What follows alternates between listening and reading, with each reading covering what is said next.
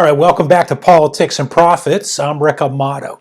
Well, needless to say, children, all people of all ages in society have undergone a lot of stress, anxiety, and tension over the past couple of years, and certainly currently.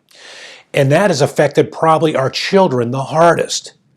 My next guest is a parent coach. She joins us from Phoenix, Arizona, and she says that we have the opportunity to give your child the most powerful summer learning of their lives. Let's welcome from Phoenix, Kari Kling. Kari, good to see you again. Thank you for having me back, Rick. It's a pleasure to be here. I love that statement that you make.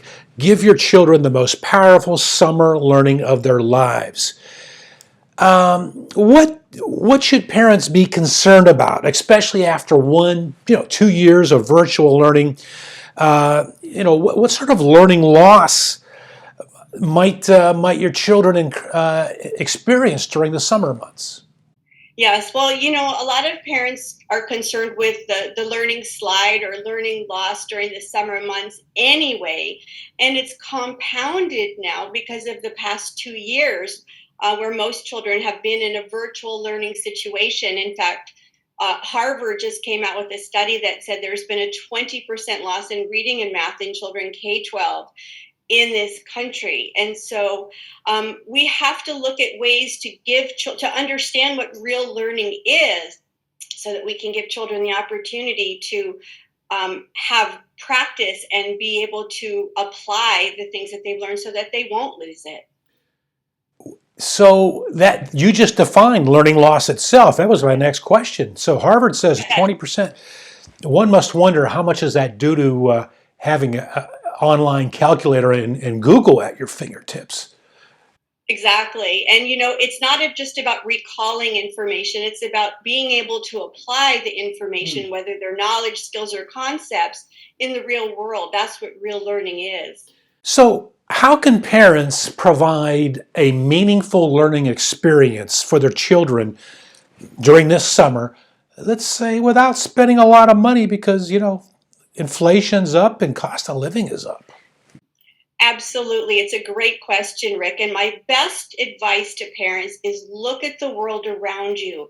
Sometimes parents believe that they have to go out and buy certain workbooks and they have to put their kids in a class.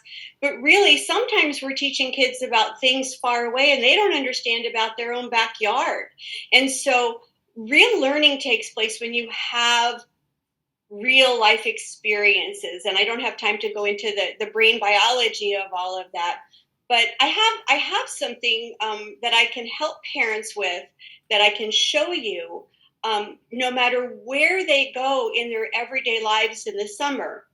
If it's the backyard, a museum, a movie theater, a bowling alley, a zoo, there are immense learning opportunities for children anywhere from the ages of 3 and 4 all the way up to high school. Give us an example. That would be awesome. Well, would you like me to share the resource first?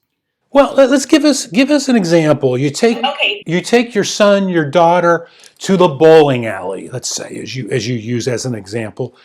This is a great example. You know what? We sometimes look at things and we don't have any idea as adults how they work. Talk to the manager of the bowling alley. Ask if your kids can have a behind the alley, tour. I like it. Ask them to explain about the software. Again, you have to make this age dependent.